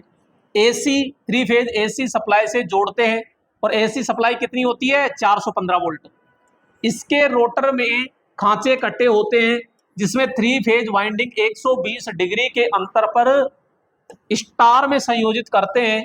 3 फेज स्लिप रिंग व 3 ब्रश के साथ 3 फेज रियोस्टेट से संयोजित करते हैं। इसका स्टार्टिंग टॉर्क बोलो क्या होता है, उच्च होता है। यानी 3 फेज की जो सभी मशीनें होती है ना, उनमें सबसे ज्यादा टॉर्क इसी का होगा। इसकी गति लोड के विलोम अनुपाती होती है। तो भाई ये ऐसे है, इस पे लोड अगर 0 है तो गति हो जाएगी अनंत, लोड ज्यादा है तो इसकी गति हो जाएगी कम। तो ये लोड के क्या होता है, इसकी गति विलोम अनुपाती होती है। यानी किसके समान हो गए, इसका भी लाक्षणिक है। तो हम कहेंगे डीसी सीरीज मोटर और यूनिवर्सल मोटर, उनमें भी भाई साहब यही घटना घटती है। तो ये तीनों एक माजने की हो गई। कौन कौन सी, एक तो आपके स्लिप रिंग, एक आपके यूनिवर्सल और एक डीसी सीरीज मोटर। इन तीनों में जो गति है वो लोड के विलोम अनुपाती होती है। अब देखो उपयोग, इसका उपयोग उच्च टॉर्क पर किया जाता है, जैसे क्रेन है, स्लोटर है, कटिंग टूल्स मशीन है, लिफ्ट है, कन्वेयर बेल्ट है आदि जगह हम करते हैं। इस मोटर को स्टार्ट करने के बाद रोटरी स्विच द्वारा प्रतिरोध को हटाकर रोटर वाइंडिंग को शॉर्ट कर दिया जाता है। इस मोटर की गति नियंत्रण 3 फेज रियोस्टेट प्रतिरोध का मान परिवर्तित करके किया जाता है। तो आसानी से इसकी गति क्या कर सकते हैं, कम ज्यादा कर सकते हैं। इसकी स्टार्टिंग धारा लोड धारा से लगभग कितनी होती है, 3 गुना अधिक होती है। इसका पावर फैक्टर जो होता है पूर्ण लोड पर 0.8 से 0.9 पश्चगामी होता है तथा शून्य लोड पर 0.15 से 0.20 पश्चगामी होता है। तो दोस्तों पूर्ण लोड पर ही ज्यादा पूछता है, तो 8.8 से 0.9 पश्चगामी होता है। इस मोटर को हमेशा पूर्ण भार पर चलाया जाता है। इसमें रोटर करंट आवर्ती स्लिप पर निर्भर करती है। इस मोटर की संरचना जटिल होती है। नेक्स्ट यहाँ पे दोस्तों बात करते हैं कि इसका जो आकार होता है वो बड़ा होता है और इसका लागत मूल्य क्या होता है, लागत या मूल्य कीमत में अधिक होता है। अब एक होता है कम्यूटेटर मोटर, जो श्रेज मोटर है, ये आपके सिलेबस में नहीं है मेरे दोस्तों। यहाँ पे इस प्रकार से है वैसे कि इसका रोटर होता है, रोटर में 2 वाइंडिंग करते हैं। एक वाइंडिंग ये अंदर की वाइंडिंग होती है, ठीक है, दूसरी होती है ये, ठीक है, ये प्राइमरी वाइंडिंग होती है, ये आपकी टर्शियरी वाइंडिंग होती है और ये स्टेटर पर एक वाइंडिंग होती है जो द्वितीयक वाइंडिंग कहलाती है। इसको 2 ब्रश के द्वारा कम्यूटेटर पर संयोजित करते हैं। उसमें उल्टा सिस्टम है, इस पे रोटर पर सप्लाई देते हैं, स्टेटर पे नहीं देते, ठीक है। इस मोटर के रोटर में 2 वाइंडिंग स्थापित होती है, ठीक है, रोटर पर प्राइमरी वाइंडिंग और टर्शियरी वाइंडिंग। इसके रोटर को 3 स्लिप रिंग द्वारा 3 फेज एसी से संयोजित करते हैं। इसके स्टेटर में कम्यूटेटर व द्वितीयक वाइंडिंग स्थापित करते हैं, जिसके सिरे ब्रश द्वारा कम्यूटेटर पर जुड़े होते हैं। यह उच्च एचपी क्षमता में होती है। श्रेज मोटर में कुल 3 वाइंडिंग प्रयोग होती है भाई। इसका उपयोग रोलर मशीन है, पेपर मिल है, कन्वेयर आदि में प्रयोग किया जाता है। अब दोस्तों यहाँ पे पढ़ते हैं अपन 3 फेज मोटर के स्टार्टर यानी प्रवर्तक। अब मोटर को जो चालू किया जाता है तो चालू करने के लिए अपन स्टार्टर का प्रयोग करते हैं। क्यों? क्योंकि शुरू में जो धारा है वो ज्यादा होती है, लगभग 5 गुना, और हमारी वाइंडिंग को जड़ा देती है। तो यहाँ पे शुरू में कम किया जाता है, यानी शुरू में स्टार में, वो फिर अलग अलग स्टार्टर के ऊपर है, जैसे स्टार डेल्टा है तो शुरू में स्टार में, फिर बाद में रनिंग में डेल्टा में प्रयोग करते हैं। तो मोटर की प्रारंभिक अवस्था में जो स्लिप होती है वो 1 होने के कारण रोटर 5 से 7 गुना अधिक धारा लेता है, जिससे वाइंडिंग जल जाती है। इस धारा को नियंत्रण करने के लिए स्टार्टर का प्रयोग किया जाता है। स्टार्टर के प्रकार कौन कौन से हैं, तो भैया यहां पे बात करेंगे। पहला आता है DOL, डायरेक्ट ऑनलाइन स्टार्टर, जिसको डोल स्टार्टर या प्रत्यक्ष लाइन स्टार्टर हम कहते हैं। इस स्टार्टर का उपयोग 5 HP तक की गिलहरी पिंजरा मोटर तथा सिंगल फेज मोटर को चलाने के लिए करते हैं। इसमें मोटर को डायरेक्ट सप्लाई से जोड़ते हैं भाई साहब, इसमें कम ज्यादा का प्रावधान ही नहीं है, इसमें कम ज्यादा करते ही नहीं है। इसमें तो सीधा ये है कि ये सप्लाई और ये मोटर सीधा जोड़ दो, बस कोई वो नहीं है, इसमें कोई कम ज्यादा का प्रावधान ही नहीं है। केवल 5 HP तक की जो मोटर है उनके लिए हम प्रयोग करते हैं। इसमें एक सिंगल थ्रो स्विच प्रयोग करते हैं।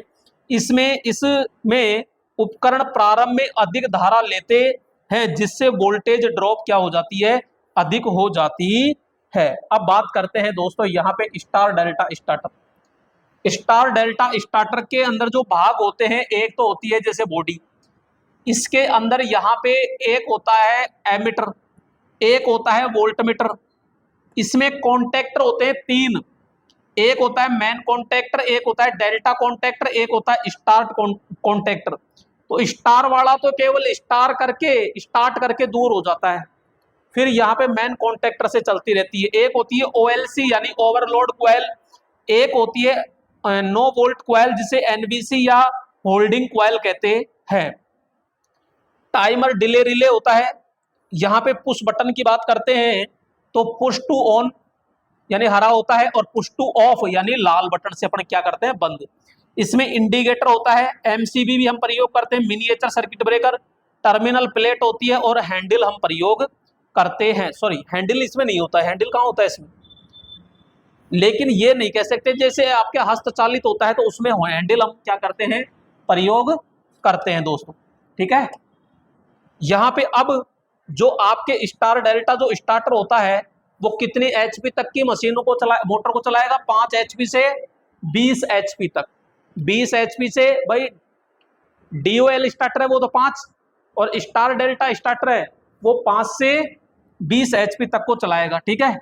इसमें सप्लाई वोल्टेज स्टार में देते हैं, जिसके कारण प्रत्येक वाइंडिंग में लाइन वोल्टेज के 1/√3 यानी 57.7 लगभग 58% क्या हो जाता है, पहुंचता है। यानी पूरा 100% नहीं पहुंचता है, 100 का लगभग 57.7% पहुंचता है किसमें, स्टार में। और जैसे ही मोटर आपकी पूरी 100% यानी 75% घूम जाती है, उसके बाद स्टार को किस में चेंज कर दिया जाता है, डेल्टा में बदल दिया जाता है, और डेल्टा फिर क्या करता है, पूरा वोल्टेज पहुंचा देता है।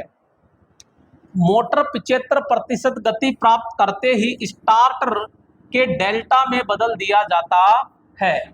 इस स्टार्टर का उपयोग सबसे अधिक किया जाता है। कॉन्टैक्टर अनेक टर्मिनलों को एक साथ ऑन ऑफ करता है। तो दोस्तों स्टार्टर के अंदर देखना एक काला सा भाग होता है, तो अनेक टर्मिनल होते हैं, उन टर्मिनलों को एक साथ ऑन ऑफ करने का कार्य कौन करता है, कॉन्टैक्टर। टाइम डिले रिले, तो टाइमर क्या करता है, यहाँ का मुख्य कार्य प्रारंभ में वोल्टेज को कुछ समय के लिए क्या करता है, रोक के रखता है। ज्यादातर क्या है, कैंडिडेट क्या करते हैं, हरा बटन होता है उसको दबा के आ जाते हैं, जबकि उसको कम से कम 2-3 सेकंड दबाना चाहिए। अब क्या की कंपनी हो गई परेशान, तो कंपनी क्या करती है, जैसे वो दबा के आता है कस्टमर, तो दबा के आ गया उपभोक्ता तो, लेकिन वहां पे धारा को रोक के रखता है कौन, टाइम डिले रिले। तो वो स्टार में रोक के रखता है, स्टार में कम से कम 3-4 सेकंड रखता है, ताकि 75% गति हो सके। 75% गति होने के बाद जो टाइम डिले रिले है, उस धारा को फिर बाद में पूर्ण प्रवाहित कर देती है। ये स्टार्टर दोस्तों 3 प्रकार के होता है। हस्तचालित, इसमें हैंडल प्रयोग करते हैं। अर्ध स्वचालित स्टार डेल्टा स्टार्टर, इसमें हैंडल नहीं होता, और इसमें भी हैंडल नहीं होता, जो पूर्ण स्वचालित होता है।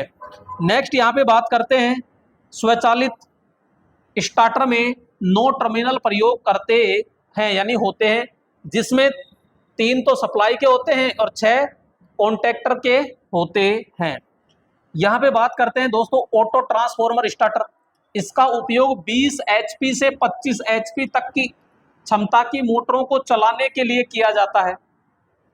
इसके प्रारंभ में वोल्टेज नियंत्रण करने के लिए ऑटो ट्रांसफॉर्मर प्रयोग करते हैं। ठीक है, इसमें कुल 6 टर्मिनल होते हैं भाई। स्लिप रिंग स्टार्टर यानी रोटर प्रतिरोध स्टार्टर कह दीजिए, तो इसका उपयोग 25 एचपी से अधिक क्षमता की जो स्लिप रिंग मोटर होती है, इसका उपयोग only for slip ring motor के लिए ही किया जाता है। इसमें रोटरी स्विच द्वारा रियोस्टेट प्रतिरोध का मान नियंत्रण करते हैं। नेक्स्ट, 3 फेज प्रेरण मोटर का गति नियंत्रण। अब दोस्तों यहां गति नियंत्रण करना है और आपके एसी डीसी जो ड्राइव होता है उसके द्वारा भी यहाँ पे गति को नियंत्रण किया जाता है। तो कंट्रोल सिस्टम तो आपको बहुत अच्छे से पढ़ना है, ये थोड़ा सा ध्यान रखिएगा। ठीक है, अब दोस्तों यहाँ पे इतनी मेहनत से मैं पढ़ा रहा हूँ आपके लिए, और आप इतना सा काम नहीं कर पाते, क्योंकि आप प्लीज शेयर कीजिएगा वीडियो को, क्योंकि आप अपने यार दोस्तों को बताना ही नहीं चाह रहे, जबकि मैं आप लोगों के लिए तो इतनी मेहनत कर रहा हूँ भाई। अब तक तो अपना जो चैनल है, जो अपना परिवार है, ये 10,000 प्लस पहुंच जाता दोस्तों, और अभी तक 10,000 का भी आप यहाँ पे नहीं हो पाया, तो थोड़ा सा ही तो घट रहा है अब। तो फटाफट शेयर और सब्सक्राइब करा के और जल्दी से जल्दी इस चैनल को कीजिएगा, ताकि एक मैं बम्पर धमाका दे सकूं आपको यहाँ पे, तो जल्दी से जल्दी कीजिएगा ना। पहला आता है यहाँ पे फ्रीक्वेंसी नियंत्रण विधि। तो दोस्तों 3 फेज मोटर की गति नियंत्रण कर रहे हैं फ्रीक्वेंसी के द्वारा। तो आपको पता है यहाँ पे ये सूत्र F बराबर PN बटा 120, तो इसमें से केवल N ही तो लेना है गति, और ये हमारा F हो गया। तो FN यानी फ्रीक्वेंसी बढ़ी तो गति भी बढ़ी, फ्रीक्वेंसी घटी तो ये भी घटा। अब यहाँ फ्रीक्वेंसी को कम ज्यादा करना है, तो फ्रीक्वेंसी को नियंत्रण करने के लिए किसका प्रयोग करते हैं? सॉलिड स्टेट युक्ति है, यानी एक प्रकार की ये इलेक्ट्रॉनिक युक्ति होती है जिससे फ्रीक्वेंसी को नियंत्रण किया जाता है। इस विधि का उपयोग जलयानों में हम प्रयोग करते हैं। अगला आता है दोस्तों पोल नियंत्रण विधि। सूत्र वही है, तो इसमें जो भाई आप कह रहे हो PN बराबर 120 है ना, तो इसमें P जो होता है ये N के विलोम अनुपाती हो जाता है, ये यहाँ पे इस प्रकार से। तो P बढ़ता है तो N घटता है, और P घटता है तो N क्या हो जाता है? बढ़ता है। इसमें मोटर की गति पोल की संख्या के विलोम अनुपाती होती है। यह एक स्टेपलेस विधि होती है। स्टेपलेस का मतलब होता है कि पोल की संख्या कम ज्यादा करोगे तो ही कम ज्यादा होगी, तो इसमें मनमर्जी नहीं चलती। भैया 2 पोल पे इतनी होगी तो होगी, 4 पे इतनी होगी तो होगी, ये नहीं कि मैं थोड़ा सा आधा सा पोल वो कर दूं, इसलिए इसको स्टेपलेस कहते हैं। यह विधि पिंजरा प्रेरण मोटर में प्रयोग होती है। सप्लाई वोल्टेज नियंत्रण विधि, इसमें सप्लाई वोल्टेज को नियंत्रण करने के लिए स्टेटर वाइंडिंग के श्रेणी क्रम में बाह्य प्रतिरोध प्रयोग करते हैं, जिसके द्वारा गति नियंत्रण करते हैं।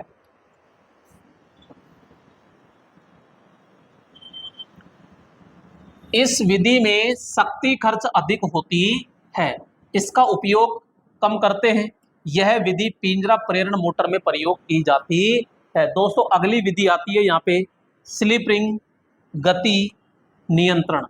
तो यहाँ पे रोटर प्रतिरोध गति नियंत्रण विधि, और ये जो विधि है अभी जस्ट मैंने पढ़ाया था आपको कि जो स्लिप रिंग मोटर है उसमें नीचे की तरफ रियोस्टेट लगाया था, तो वही विधि है, और ये केवल स्लिप रिंग के लिए ही प्रयोग की जाती है। तो स्लिप रिंग मोटर में गति नियंत्रण के लिए हम क्या करते हैं? प्रयोग करते हैं। इसमें रोटर के साथ 3 स्लिप रिंग द्वारा 3 बाह्य रियोस्टेट जुड़ा होता है 3 फेज, जिसके प्रतिरोध को रोटरी स्विच द्वारा नियंत्रित करते हैं, और यह सबसे सरल विधि होती है। ये चीज ध्यान रखना दोस्तों। एक विधि और आती है इसमें, ये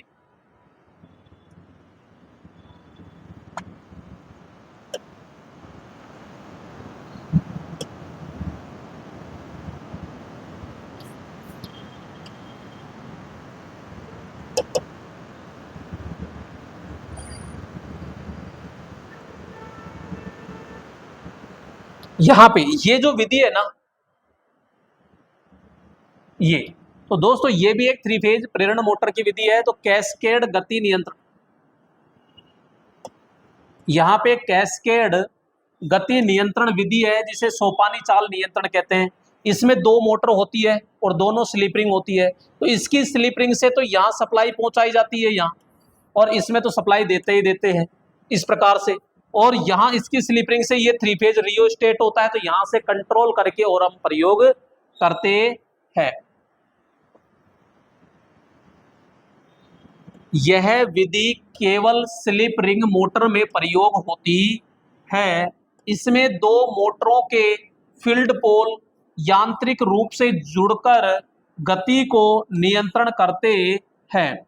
इसमें 4 प्रकार की गति प्राप्त करते हैं। अब दोस्तों कौन कौन सी गति प्राप्त होती है, तो यहां पे मैं, अब दोस्तों अगर आपको ये पीडीएफ चाहिए, अगर आप तो आराम से प्ले स्टोर से या इस वीडियो के डिस्क्रिप्शन बॉक्स में ऐप का लिंक दे रखा है, तो प्ले स्टोर से आदर्श टेक्निकल क्लासेज ऐप डाउनलोड कीजिएगा और वहां उसको रजिस्टर्ड कीजिएगा। रजिस्टर्ड करके अंदर से आप डाउनलोड कर सकते हो। तो वहां पे पीडीएफ डाल रखी है, तो वहां आप डाउनलोड कर लीजिए और उसका प्रिंट आउट ले लीजिए, तो वहां डाउनलोड हो जाएगी और आपके फोन के अंदर आ जाएगी, टेंशन मत कीजिएगा। तो वहां पीडीएफ डाल रखी है मैंने, 500 पेज से ऊपर की है वो, तो वहां से आप डाउनलोड कर लीजिए जिन्होंने नहीं की वो, ठीक है। जब मोटर कम्युलेटिव स्थिति में है, तो दोस्तों कम्युलेटिव स्थिति में है तो n बराबर F इंटू 120 P1 और P2 आ जाएगा यहाँ पे दोनों मोटरों के पोल। जब मोटर डिफरेंशियल है तो यहाँ पे अंतर आ जाएगा। और दोस्तों जब केवल सहायक मोटर है तो यहाँ 2 आ जाएगा, और जब केवल मुख्य मोटर हो तो यहाँ पे केवल P1 यानी कि एक मोटर के क्या आ जाएंगे, पोल आ जाते हैं। अब दोस्तों यहाँ पे बात आती है हानि की। तो हानि वैसे मैंने कल भी पढ़ाई थी और आज फिर मैं पढ़ा रहा हूँ, तो यहाँ थोड़ा सा अपन जल्दी चलेंगे। 3 फेज प्रेरण मोटर में हानि, अब देखो ताम्र हानि। ताम्र हानि क्या होती है, तो हम कहते हैं कि मशीन के अंदर जहां भी तांबा वाइंडिंग हो रही है वो, तो कारण क्या है कि वाइंडिंग में ऊष्मा और प्रतिरोध के कारण जो हानि होती है वही ताम्र हानि कहलाती है। निवारण, निवारण यही है कि भैया लोड कम कर दो। इसका सूत्र क्या है, तो हानि बराबर क्या हो जाएगा I²R। तो ताम्र हानि धारा के वर्ग के क्या होती है, समानुपाती। यह परिवर्तित हानि होती है, बिल्कुल होती है। यह आवृत्ति पर निर्भर नहीं होती, बिल्कुल सही बात है। यह लोड पर निर्भर होती है, और ध्यान रखना ये आपके एसी और डीसी दोनों पर होती है, ये भी पक्का ध्यान रखना। यहां पे बात करते हैं, अब आती है आपके लोह हानि। और लोह हानि क्या है, तो भैया यह लोड पर निर्भर नहीं होती, आवृत्ति पर निर्भर होती है, स्थिर हानि होती है, ये 2 प्रकार की होती है। और लोह हानि ओनली फॉर किस पर होती है, तो हम कहेंगे एसी पर होती है, डीसी पर नहीं होती है, ठीक है। और यहाँ मेरे दोस्तों स्ट्रेसिस हानि जिसको शैथिल्य हानि कहते हैं, और एक भंवर धारा हानि यानी एडी करंट हानि कहते हैं। दोस्तों कल मैंने जो मोटर पढ़ाई थी, सॉरी जनरेटर पढ़ाया था, तो वहां पे जो हानि है ना वो हानि, लो हानि और ताम्र हानि बिल्कुल सेम है, कोई अंतर नहीं है। तो वहां डीपली आप वहां पढ़ सकते हो उस वीडियो के अंदर, कल वाली क्लास में। यांत्रिक हानि यानी मैकेनिकल लॉसेस, यह स्थिर हानि होता है। यहाँ पे दोस्तों एक के और आएगा ना, के लिख लेना। तो एडी करंट यानी भंवर धारा हानि, ये भंवर धारा हानि के अंदर जो आवृत्ति है वो यानी जो हानि है वो आवृत्ति के वर्ग के समानुपाती है, जबकि इसमें ओनली फॉर आवृत्ति के क्या होती है, समानुपाती होती है। यहां पे दोस्तों आगे चलते हैं, और यहां पे अब देखिएगा, यहां पे रोटर आउटपुट बराबर होता है रोटर इनपुट पावर इनटू में 1 माइनस स्लिप। तो ये दोस्तों कुछ फॉर्मूले हैं, तो ये अभी मैं समझा नहीं सकता तरीके से इनको, क्योंकि टाइम लगेगा इनको। और दक्षता देखो, अब दक्षता में क्या है, आउटपुट बटा इनपुट। तो आउटपुट को हम लिख सकते हैं, आउटपुट क्या है, आउटपुट यांत्रिक शक्ति, तो BHP इंटू में 746, और इनपुट में क्या देंगे, सप्लाई, तो 3 फेज पावर हो गई है, और इनटू में क्या कर देंगे 100। तो दक्षता दोस्तों 80 से कितनी होती है, 90%। और सामान्य मोटर की दक्षता लगभग कितनी होती है, 75% होती है। अब पावर फैक्टर तो मेरे दोस्तों पावर फैक्टर कोस थीटा बराबर होता है BHP इंटू 746 बट्टे में अंडर रूट VLIL और यहाँ n आ जाएगा। ठीक है, यहाँ पे फुल लोड पर जो पावर फैक्टर होता है 0.8 से 0.9 पश्चगामी, और नो लोड पर पूछ ले तो 0.15 से 0.20 पश्चगामी होता है। 3 फेज मोटर में ब्लॉक रोटर टेस्ट या अवरुद्ध टेस्ट या रोटर शॉर्ट सर्किट परीक्षण होता है दोस्तों। इस प्रकार के परीक्षण में रोटर की वाइंडिंग को क्या करते हैं, शॉर्ट करते हैं, और इसके द्वारा ताम्र या शॉर्ट सर्किट या लीकेज धारा या लिंकेज प्रतिरोध, पावर फैक्टर आदि हम क्या करते हैं, ज्ञात करते हैं। किसके द्वारा? ब्लॉक रोटर टेस्ट के द्वारा। तो इसमें विद्युत सप्लाई जो है वो 1 से 3%, अधिकतम 5% होती है। यह टेस्ट फुल लोड पर होता है, ओनली फॉर किस पर होता है दोस्तों? फुल लोड पर होता है। नेक्स्ट यहाँ पे बात करेंगे 3 फेज मोटर में रोटर ओपन सर्किट टेस्ट या खुला परिपथ परीक्षण होता है। तो दोस्तों ये नो लोड पर किया जाता है और इसमें रोटर वाइंडिंग खुली होती है और इसके द्वारा क्या किया जाता है यहाँ पे, तो यहाँ पे इसके द्वारा लो हानि अपन ज्ञात करते हैं। क्लियर? तो दोस्तों यहाँ पे ये था आपके पूरा का पूरा 3 फेज मोटर। तो 3 फेज मोटर के अंदर मैंने एक एक पॉइंट को दोस्तों पूरा का पूरा करवाया है। 3 फेज मोटर के जो स्टेटर होता है उसमें 3 फेज वाइंडिंग हम प्रयोग करते हैं। तीनों वाइंडिंग जो होती है 120 डिग्री के अंतर पर जोड़ते हैं, जोड़ करके एसी सप्लाई डालते हैं, चुंबकीय क्षेत्र बनता है। फिर चुंबकीय प्रेरण क्रिया के द्वारा रोटर के अंदर क्या पैदा होता है, ईएमएफ पैदा होता है, और ईएमएफ से चुंबकीय फ्लक्स, और चुंबकीय फ्लक्स जो होता है वो लेंज नियम के अनुसार स्टेटर के फ्लक्स का विरोध करता है, जिससे टॉर्क पैदा होता है। तो ये जो मोटर होती है सेल्फ स्टार्ट मोटर होती है, तो डीसी की अपेक्षा इसका टॉर्क थोड़ा कम होता है। क्लियर? तो ये सारी चीजें दोस्तों मैंने पूरा समझा दिया है। अगर आपको इसकी पीडीएफ चाहिए तो आप आदर्श टेक्निकल क्लासेज ऐप डाउनलोड करके और वहां से डाउनलोड आप कर सकते हो। ठीक है दोस्तों, फिर नेक्स्ट क्लास में नेक्स्ट चैप्टर के साथ फिर मुलाकात करते हैं। तब तक के लिए जय हिंद मेरे दोस्त।